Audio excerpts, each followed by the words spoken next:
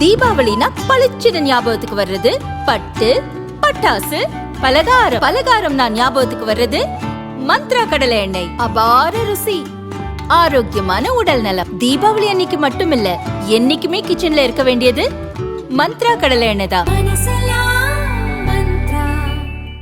டெல்லி செங்கோட்டை அருகே நவம்பர் 10ஆம் தேதி கார் வெடிகுண்டு தாக்குதல் நடந்தது. இதில் 15 பேர் இறந்தனர். கார் ஓட்டி வந்த ஜம்மு காஷ்மீரின் புல்வாமாவை சேர்ந்த டாக்டர் உமர் நபியும் இறந்தார். டெல்லி கார் குண்டுவெடிப்பு குறித்த வழக்கு NIA-வுக்கு மாற்றப்பட்டது.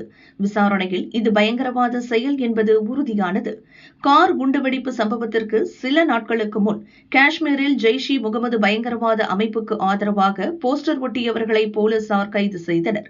விசாரணையில் ஹரியானாவின் பரிதாபாத்தில் உள்ள அல் பலாஹ் பல்கலையில் பணியாற்றும் காஷ்மீரை சேர்ந்த டாக்டர்களுக்கு தொடர்பு இருப்பது தெரிந்தது.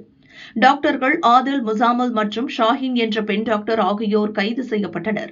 அவர்கள் பதுக்கி வைத்திருந்த 360 கிலோ வெடிபொருட்கள் பறிமுதல் செய்யப்பட்டன. இந்த கைதுகளால் பதற்றமடைந்த டாக்டர் உமர் நபி வெடிபொருட்கள் நிரப்பப்பட்ட காருடன் தப்பியோட முயன்றபோதுதான் அது டெல்லி செங்கோட்டை அருகே வெடித்து சிதறியது.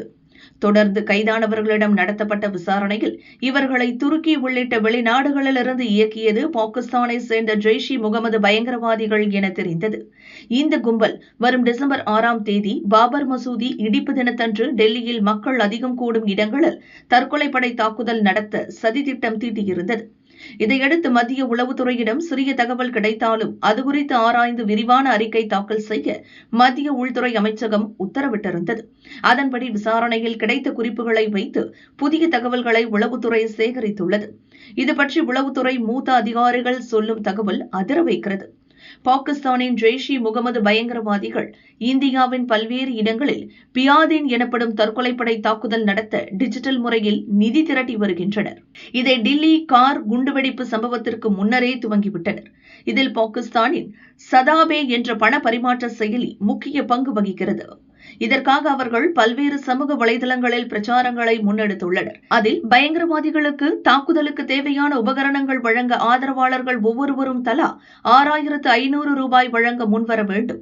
பணம் தருபவர்களும் போராளிகளாக கருதப்படுவர் என கூறப்பட்டுள்ளது.